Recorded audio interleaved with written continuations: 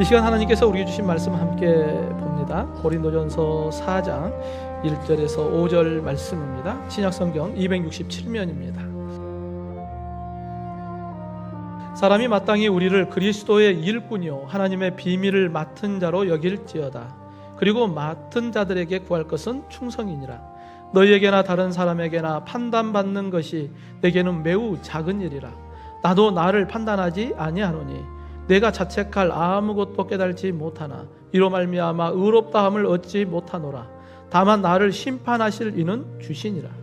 그러므로 때가 이르기 전 곧 주께서 오시기까지 아무것도 판단하지 말라. 그가 어둠에 감추인 것들을 드러내고 마음의 뜻을 나타내시리니 그때에 각 사람에게 하나님으로부터 칭찬이 있으리라.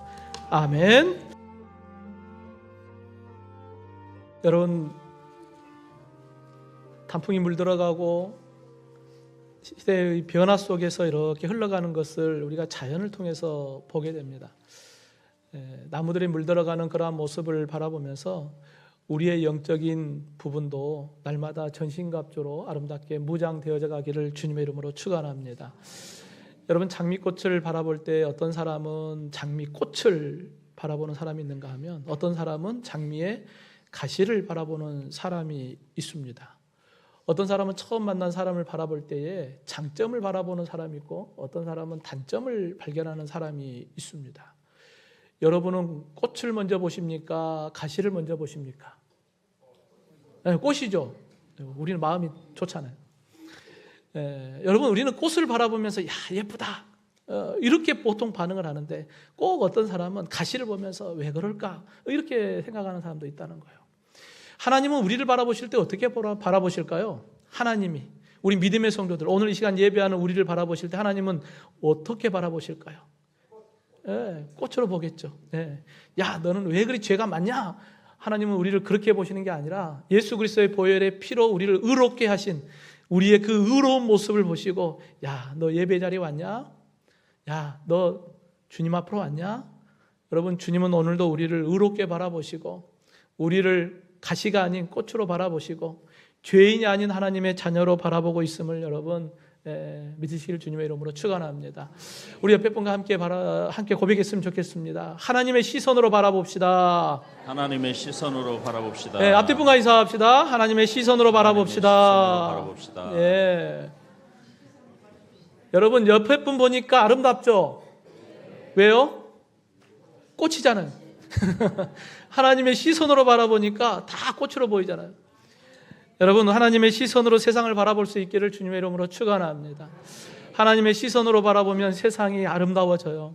우리 믿음의 성도들은 세상을 바라볼 때 하나님의 시선으로 바라보았으면 좋겠습니다. 세상의 모든 관계들이 주님의 시선으로 바라보면 이 땅에 전쟁도 없을 거예요. 그죠? 아픔도 없을 것이고 서로의 관계 가운데 서로 상처받는 일도 없을 것입니다.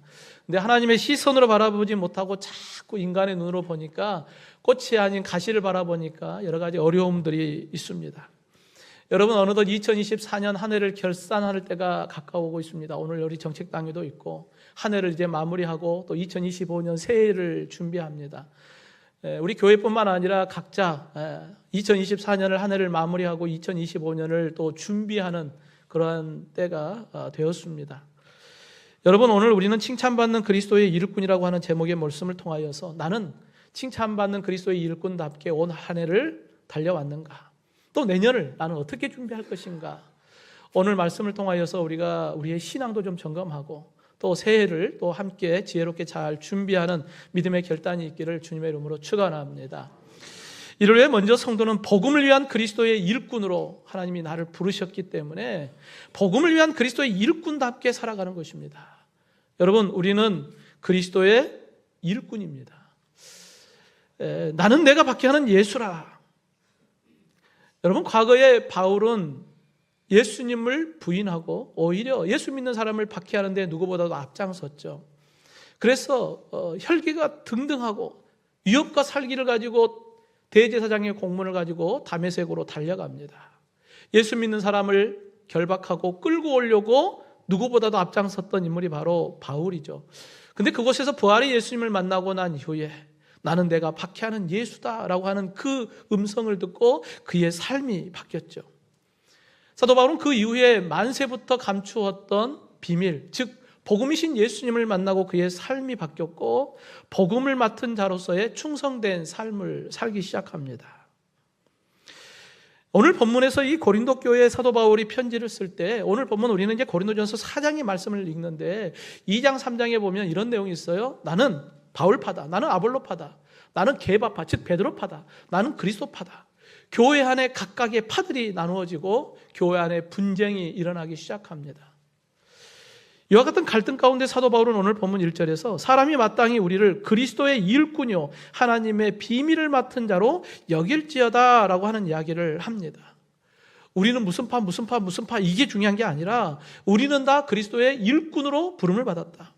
우리는 하나님의 비밀을 맡은 자다라고 이야기를 하는 것입니다. 여러분, 우리가 인간적 판단으로 하게 되면 무슨 파 나누어지고 쪼개지겠죠. 근데 하나님의 시선으로 바라보면 하나님께서는 우리에게 너는 그리스도의 일꾼이다 라고 말씀하고 하나님의 비밀을 맡은 자다 라고 이야기하고 있습니다. 지금 나는 그리스도의 일꾼으로 하나님의 비밀을 맡은 자, 이게 더 중요한 것이지 너는 무슨 파다 이게 중요한 것이 아니라는 거예요. 그런데 우리는 누군가를 판단할 때 눈에 보이는 것, 세상적 가치를 가지고 판단할 때가 참 많이 있습니다. 세상적으로 보면 이분은 사장님입니다. 이분은 부장님입니다. 세상의 직위에 대한 호칭으로 사람들을 평가할 때도 많고, 또 가정에 오면 또 남편으로, 아내로, 또 자녀들에게는 아빠로, 부모님에게는 또 아들, 딸로, 이렇게 우리가 호칭을 부르지 않습니까? 그런 호칭에 의해서 우리는 평가되고 거기에 대한 관심을 참 많이 가져요. 사람들이 나를 어떻게 바라보고 나를 어떻게 평가하는가, 우리는 거기에 대해서 참 민감하게 반응합니다. 그런데 오늘 주님은 우리에게 무엇을 말씀하냐면 너는 그리스도의 일꾼이다. 주님은 오늘 우리를 부르셔서 너희는 그리스도의 일꾼이야 라고 말씀합니다. 여러분, 이 일꾼이라고 하는 원어의 의미를 보면 조수, 보조자 이런 이야기거든요. 그러니까 자기보다 높은 존재의 말씀을 따라서 그분을 위하여 보조하는 자, 그분을 위하여 일하는 자, 이러한 의미가 바로 일꾼이라고 하는 뜻을 갖고 있습니다. 그러니까 배에 선장이 있으면 선장이 명령하면 그 명령을 따라서 밑에서 그 일들을 일사불란하게 일을 하면서 그 배를 안전하게 항해를 하지 않습니까? 근데 원어를 보면 둘로서는 아니에요. 종의 개념은 아니고 자유인인데 그 명령을 받아서 나는 그분의 명령 앞에 나는 순종하겠다라고 하는 자연적인 그러한 모습이 있어요. 그러니까 종은 무조건 복종이지만 이 일꾼이라고 하는, 그리스도의 일꾼이라고 하는 것은 내가 종이니까 일하는 게 아니라 나는 자유인이지만 나는 그분의 말씀에 나는 자원하여 순종하겠다라고 하는 그런 의미가 강하죠. 여러분, 하나님께서 왜 우리를 그리스도의 일꾼으로 부르셨을까? 여러분, 하나님께서 우리를 부르신 목적이 무엇일까를 우리가 잘 알아야 돼요. 오늘 사도 바울은 하나님의 비밀을 맡은 자로 우리를 부르셨다라고 하는 고백을 합니다. 여러분, 비밀이 뭘까요? 비밀은 아무나 다 알면 비밀 아니죠. 소수의 사람만 아는 것, 이것이 바로 비밀입니다. 여러분, 비밀은 창세 전부터 하나님께서 감추어 두셨어요. 그리고 그 감추어진 놀라운 비밀이 우리가 잘 아는 바로 복음이요 예수 그리스도입니다. 그래서 사도 바울은 고린도전서 1장 18절에 십자가의 도가 멸망하는 자들에게는 미련한 것이요 구원을 받는 우리에게는 하나님의 능력이다. 복음을 알지 못하는 사람들, 비밀을 알지 못한 사람들은 저 예수 믿는 거 저 어리석은 거야. 바울도 과거에 예수 믿는 사람들을 핍박했던 이유가 저 복음이라고 하는 예수 믿는 거 그거 어리석은 거야 했거든요. 근데 비밀을 알고 난 이후에 그것이 곧 하나님께서 우리에게 감추어진 놀라운 비밀이요, 그것이 바로 우리에게 구원을 주시는 하나님의 능력임을 깨닫게 되고 바울은 그 복음을 전하는 자로 열심히 살아가지 않습니까? 이 비밀을 아는 자, 즉 하나님의 구원의 은혜를 아는 자, 하나님의 자녀된 그 놀라우신 비밀을 아는 자, 사도 바울은 저와 여러분을 왜 부르셨다고요? 이 비밀을 맡은 자로 우리를 부르셨음을 여러분 믿으시기를 주님의 이름으로 축원합니다. 그렇기 때문에 이제 우리는 하나님의 비밀을 알지 못하는 자들에게 이 비밀을 전하는 거예요. 하나님께서 우리에게 먼저 그 비밀을 알려주셨으니까 알지 못하는 그들에게 비밀을 이야기하는 거예요. 그리고 그들이 멸망의 길에서 구원의 길로 인도하는 하나님의 그 놀라운 일꾼, 그 일을 감당하라고 우리를 부르셨다라는 것입니다. 여러분, 하나님의 비밀을 맡은 그리스도인의 일꾼이 가져야 할 자세가 있습니다. 오늘 본문 2절에 보면 그리고 맡은 자들에게 구할 것은 충성이다 라고 말씀하고 있습니다. 여러분, 이 충성의 원어는 어떤 의미를 갖고 있냐면 믿을만하다는 거예요. 주님께서 우리를 그리스도의 일꾼으로 부르시고 복음의 비밀을 우리에게 맡기실 때 우리가 그걸 잘 감당할 만한 사람, 신뢰할 만한 사람, 그래 너에게 복음을 맡기면 너희가 그거 잘 감당할 수 있지, 너희는 그걸 잘 감당할 수 있을 거야. 주님이 믿을 만한 사람, 그와 같은 사람이 바로 그리스도의 일꾼으로 부름받은 저와 여러분입니다. 여러분, 우리가 생각할 때는 제가 뭔 그리스도의 일꾼이 됩니까? 제가 뭐 복음의 비밀을 맡은 자로서 어떻게 그 일을 감당합니까? 나의 능력으로는 안 됩니다. 그런데 중요한 것은 나의 능력으로 안 됩니다. 내가 평가하는 게 아니에요. 누가 평가하는 거예요? 주님이 평가하는 거예요. 너는 충성된 자다. 너는 그걸 믿을 만해. 너에게 맡기면 너 그거 감당할 만해 라고 주님께서 우리를 인정해 주신다는 거예요. 그러니까 사도 바울이 주님께서 나에게 이 놀라운 비밀을 맡기셨고 그리스도의 일꾼으로 나를 불러주셨으니까 내가 해야 할 일은 나는 하나님 못합니다, 안 됩니다, 이게 아니라 사도 바울은 디모데 후서 4장 2절에 너는 말씀을 전파하라, 때를 얻든지 못 얻든지 항상 힘쓰라. 여러분, 우리가 할 것은 뭐냐면 주님께서 너 그거 감당할 만해, 나 너 믿어? 그 말씀을 믿고 우리가 충성되이 그 일을 감당하는 거예요. 때를 얻든지 못 얻든지. 나는 능력 안 됩니다. 그게 중요한 게 아니에요. 주님이 우리를 인정해 주신다는 거예요. 그리고 그 일을 감당할 때 여러분, 주님께서 그 일을 감당할 때 우리에게 너의 힘으로 하라 그렇게 말씀하지 않잖아요. 사도행전 1장 8절에 성령이 너에게 임하시면 너희가 뭘 받아요? 권능을 받고요. 주님이 능력 주시면 그 능력 갖고 감당하라는 거예요. 이미 주님께서 우리에게 능력 주셨고 그 능력을 통하여 우리가 충성되이 그 일을 감당할 만하기 때문에 주님께서 나 너 믿는다? 너 그거 잘 감당할 수 있어. 그리스도의 일꾼으로서 비밀을 맡은 자로서 그 일을 감당하는데 여러분 두려워하지 말고 주님의 충성된 일꾼으로 그 일들을 감당해 갈 수 있기를 간절히 원합니다. 이를 위해 사도 바울은 고린도전서 15장 31절에 나는 날마다 죽노라. 복음의 일꾼으로서 그 일을 감당하는데 나는 날마다 죽고 내 안에 예수님이 사는 그 삶을 살겠습니다 라고 하는 그러한 고백을 하지 않습니까? 복음을 위하여 그리스도의 일꾼으로 부름받았으니 우리가 그 일을 충성되이 감당해 가는 것, 이게 우리가 해야 할 일입니다. 여러분, 지금 우리는 11월 첫날부터 다니엘 기도회가 계속해서 진행 중에 있는데 이번 주 금요일 다니엘 기도 가운데 이런 내용이 있었어요. 방글라데시에서 사역하시는 센투미루 목사님에 대한 이야기입니다. 센투미루 목사님께서 복음을 전할 때에 이 무슬림들이 이 목사님에게 테러를 가합니다. 그래서 낫으로 입을 찢고 총과 칼로 테러를 가하게 됐어요. 그래서 이제 한국에 있는 목사님과 연결이 되어서 한국에 와서 치료를 받게 돼요. 15년 전에 있었던 일이고 그 일들 계속해서 이제 그걸로 치료를 받고 있는데 영상에도 보면은 이렇게 낫으로 입이 찢어져서 이렇게 흉터가 남아 있는 모습도 볼 수가 있습니다.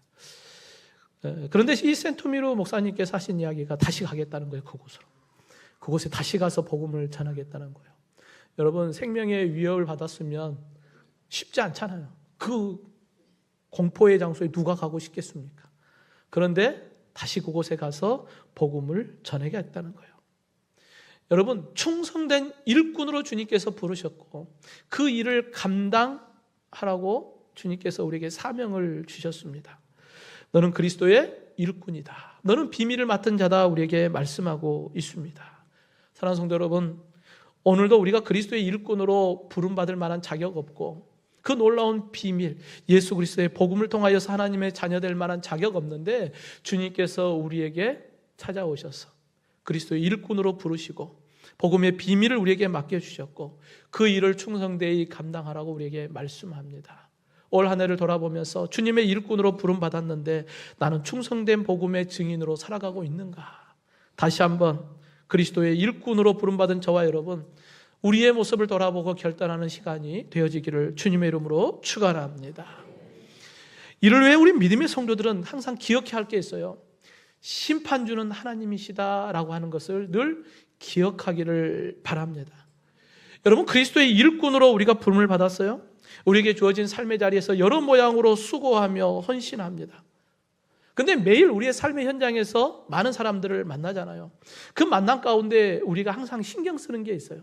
저 사람은 나를 어떻게 판단할까? 저 사람은 나를 어떻게 바라보고 있을까? 우리는 거기에 집중할 때가 참 많아요. 그러다 보니까 우리가 하나님과의 수직적 관계보다도 눈에 보이는 수평적 관계에 너무 많은 마음을 빼앗길 때가 참 많이 있습니다.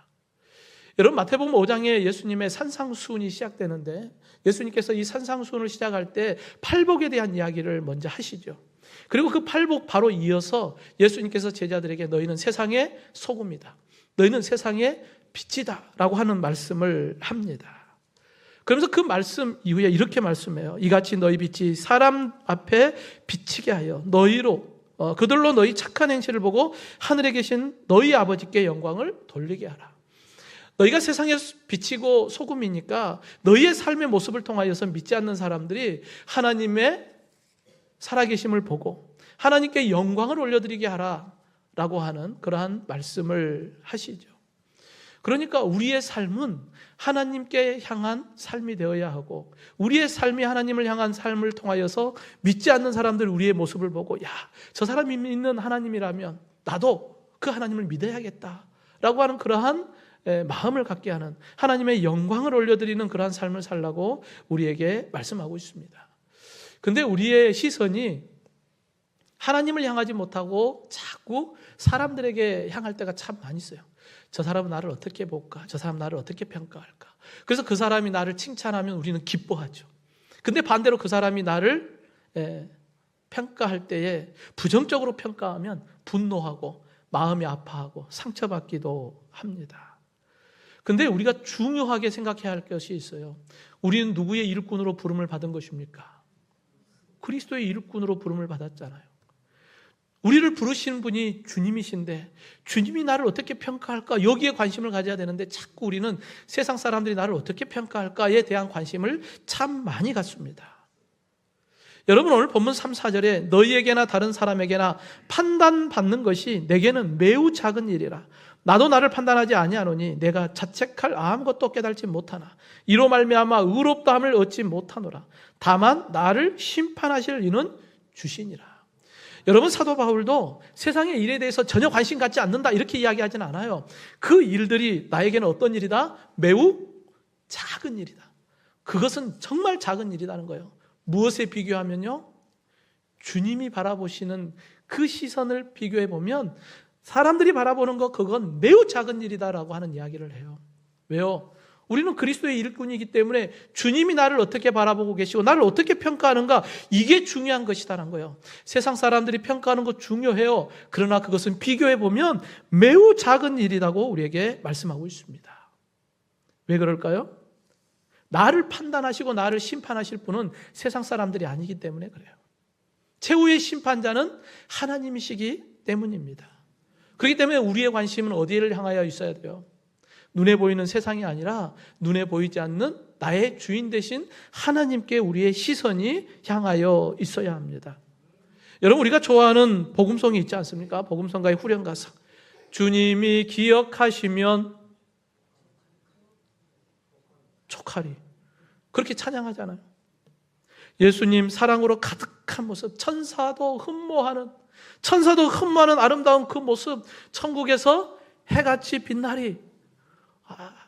여러분, 우리는 주님이 기억하시면 그걸 촉합니다 라고 고백하면서 세상으로 가면 어때요? 사람들이 기억 못 해주면 섭섭하죠. 주님이 기억하시면 촉하리. 그런데 세상 가면 그렇지 않아요. 그러면서 마음에 상처받고 하나님보다는 사람들에게 더 신경 쓸 때가 참 많이 있습니다. 여러분, 우리 교회 안에서도 보면 이제 처음 신앙생활하는 분 말고 이제 신앙이 시간이 지나고 이렇게 성숙해져 가면 신앙의 연륜이 쌓이면 이제 교회 안에서 봉사도 하고 섬기거든요. 그러다 보면 이제 처음에는 주님을 바라보면서 헌신하다가 때로는 이제 성도들 간의 시선을 또 의식하지 않을 수가 없잖아요. 또 그러한 시선들로 인하여서 봉사하다 보면은 마음에 상처도 받고 그렇습니다. 예. 그죠? 그잖아요. 목사님, 저도 뭐 목회하면서 상처 안 받겠어? 상처 받아요. 그런데 오늘 사도 바울은 뭘 이야기해요? 그것은 매우 작은 일이다. 그건 별거 아니야. 중요한 것은 우리가 하나님 앞에 설 때, 하나님의 심판자이신 하나님 앞에 설 때가, 하나님이 나를 바라볼 때 이게 중요하지, 사람들이 나를 어떻게 평가하느냐, 이건 매우 작은 일이다. 여러분, 우리가 하나님 앞에 설 때 하나님이 나를 어떻게 판단하는가, 이게 더 중요한 거예요. 근데 우리는 자꾸 사람의 시선, 그리고 내가 사람들을 이렇게 평가할 때가 참 많습니다. 여러분, 하나님께서 아담에게 말씀하죠. 너는 에덴 동산 중앙에 있는 선악을 알게 하는 나무의 실과 먹지 마라. 왜 먹지 말할까요? 그것 먹으면 선과 악을 내가 판단해요. 저 사람은 선하다, 저 사람은 악하다. 선악과를 먹으면 내가, 하나님의 재판장이 내가 돼가지고 내가 판단해요. 그리고 내가 정죄해요. 그러니까 먹지 말라는 거예요. 여러분, 오직 재판장은 하나님뿐임을 여러분 믿으시길 주님의 이름으로 축원합니다. 그런데 우리는 매일 선악과를 먹어요. 선악과 여러 개 먹어요. 내가 크고 작은 일들을 내가 판단하고 정죄하는, 하나님이 재판장인데 내가 재판장 돼가지고 월권할 때가 참 많이 있습니다. 그것 때문에 서로 상처를 주기도 하고 받기도 합니다. 야고보서 4장 11절에 형제들아 서로 비방하지 말라. 형제를 비방하는 자나 형제를 판단하는 자는 곧 율법을 비방하고 율법을 판단하는 것이라. 내가 만일 율법을 판단하면 율법의 준행자가 아니요 재판관이로다. 우리는 율법을 지키는 자지, 하나님의 말씀 따라 순종하며 사는 자지, 우리가 재판장 되어서 하나님처럼 우리가 판단할 자가 아니다라고 하는 것을 우리에게 말씀하고 있습니다. 사랑하는 성도 여러분, 우리는 하나님 앞에 언제나 잠잠해야 합니다. 왜요? 그분이 우리의 재판장이기 때문입니다. 세상 사람들의 시선 중요합니다. 그러나 그것은 매우 작은 일이다. 우리는 언제나 하나님이 나를 어떻게 바라보고 계시는가, 그리스도의 일꾼으로 나를 부르신 주님께서 나를 어떻게 판단하고 계시는가, 오늘도 재판장 되신 주님 앞에 충성된 일꾼으로 내가 서 있는가, 언제나 하나님의 시선에 우리가 바라보고 그분 앞에 내가 어떠한 모습으로 서 있는가를 늘 바라볼 수 있기를 주님의 이름으로 축원합니다. 마지막으로 우리는 주님의 때가 되면 주님의 칭찬받는 일꾼이 되어야 합니다. 여러분, 반드시 주님이 오신다고 우리에게 약속하셨고 그 예수님이 반드시 오심을 여러분 믿으십니까? 여러분, 주님께서 약속하신 그 약속은 반드시 지켜집니다. 그렇기 때문에 오늘도 우리는 그날을 준비하는 거예요. 지혜로운 다섯 처녀처럼 그날을 잘 준비하는 것입니다. 여러분, 우리가 타인에게서 받는 매우 작은 일, 거기에 시선을 집중하다 보면 지혜롭게 준비하지 못할 때가 많아요. 주님 오실 날을 준비해야 되는데 세상 사람들의 시선에 관심을 갖다 보면 주님의 때를 준비하는 게 아니라 세상의 때를 준비할 때가 참 많이 있습니다. 사도 바울은 로마서 8장에서 예수 그리스도를 믿는 믿음 안에서 구원받은 우리는 하나님의 거룩한 자녀가 되었다. 그러면서 로마서 8장 17, 18절에 이렇게 이야기해요. 자녀이면 또한 상속자, 곧 하나님의 상속자요, 그리스도와 함께한 상속자니 우리가 그와 함께 영광을 받기 위하여 고난도 함께 받아야 할 것이다 라고 하는 이야기를 합니다. 왜요? 생각하건대 현재의 고난은 장차 우리에게 나타날 영광과 비교할 수 없다. 그러니까 지금 우리가 당하는 고난, 우리에게 약속된 하나님의 나라, 그 영광과 비교해 보면 아무것도 아니라는 거예요. 그러니까 그게 매우 작은 일이라고 이야기하는 것입니다. 영원한 하나님의 나라가 우리의 소망되고 주님께서 우리에게 약속하신 하나님의 나라가 있기 때문에 우리는 그것을 바라보면서 가는 거예요. 재판장 되신 주님께서 나를 어떻게 평가할 것인가, 우린 그것을 바라보면서 가는 거예요. 그래서 사도 바울은 본문 5절에 그러므로 때가 이르기 전 곧 주께서 오시기까지 아무것도 판단하지 말라. 그가 어둠에 감추인 것들을 드러내고 마음의 뜻을 나타내시리니 그때 각 사람에게 하나님으로부터 칭찬이 있으리라. 어둠에 감추인 것들, 즉 감추인 비밀, 복음이 이제 드러날 때가 반드시 올 거예요. 그때가 언제요? 주님이 오시는 날. 그때가 오면 그때 각 사람에게 하나님으로부터 칭찬이 있으리라. 여러분, 각 사람이에요. 우리가 이렇게 신앙생활을 함께 하니까 주님이 오시면 금천중앙교회 성도님들 잘했습니다, 한꺼번에 묶어서 평가하는 게 아니라는 거예요. 각 사람이에요. 하나님 앞에 1대1의 평가를 받게 돼요. 여러분, 달란트 비유의 말씀을 우리가 잘 생각해 보면 주인이 다시 돌아와서 각각의 종들을 부르잖아요. 5달란트 받은 종, 갑절에 달란트를 남긴 그 종을 향하여서 잘하였다, 착하고 충성된 종아, 그렇게 평가하잖아요. 그리고 내 주인의 즐거움에 참여하라. 그 다음에 2달란트 받은 종 부르잖아요. 갑절을 남겼죠. 잘하였다, 착하고 충성된 종아, 평가합니다. 그리고 내 주인의 즐거움에 참여하라. 이제 1달란트 받은 종 부릅니다. 근데 1달란트 받은 종은 없잖아요.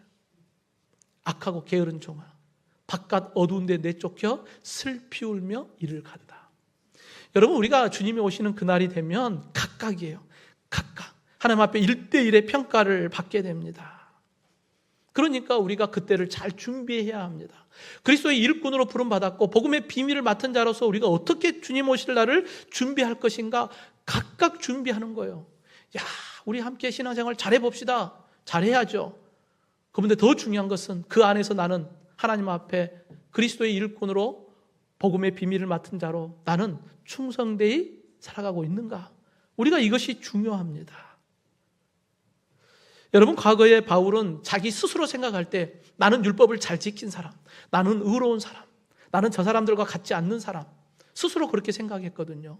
그런데 부활의 예수님을 만나고 난 이후에 자신의 모습을 보게 됐어요. 그러면서 바울은 이렇게 평가합니다. 나는 죄인 중에 괴수였다.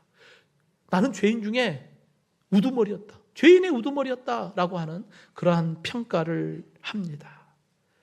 여러분, 사도 바울이 서신서를 쓸 때마다 오늘 우리가 고린도전서 4장의 말씀을 읽는데 고린도전서 1장 1절에 첫 번째 편지를 쓰면서 이렇게 고백을 합니다.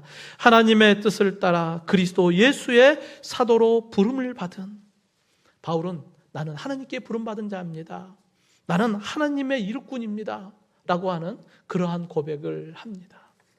나는 세상 사람들이 볼 때 나는 대단한 사람입니다, 이렇게 이야기하는 게 아니라 주님의 일꾼입니다. 주님이 나를 부르셨습니다.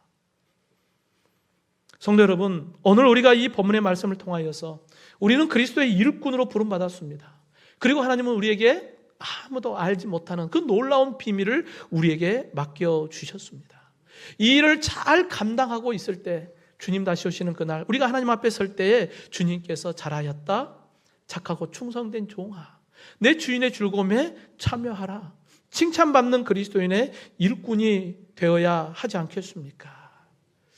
그렇기 때문에 오늘도 우리는 사람들의 시선보다는 주님의 시선에 집중해야 합니다.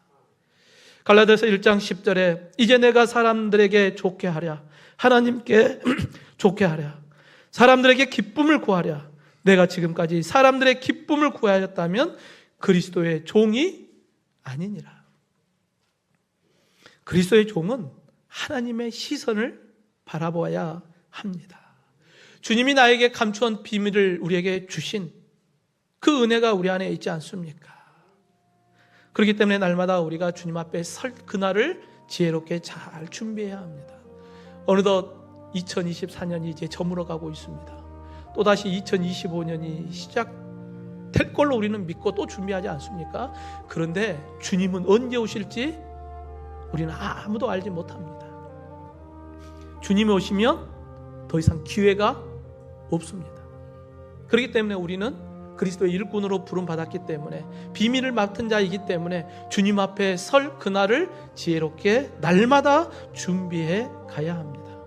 사랑하는 성도 여러분, 우리는 그리스도의 일꾼입니다. 주님 앞에 설 때에 칭찬받는 그리스도인의 일꾼으로 함께 세워져가는 저와 여러분이 되기를 주님의 이름으로 축원합니다.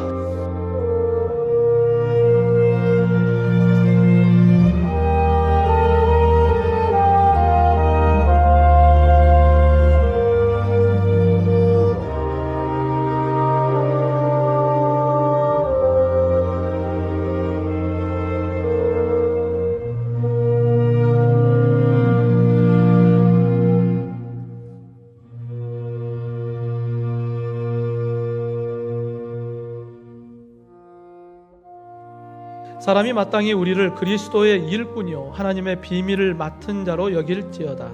그리고 맡은 자들에게 구할 것은 충성이니라. 너희에게나 다른 사람에게나 판단받는 것이 내게는 매우 작은 일이라.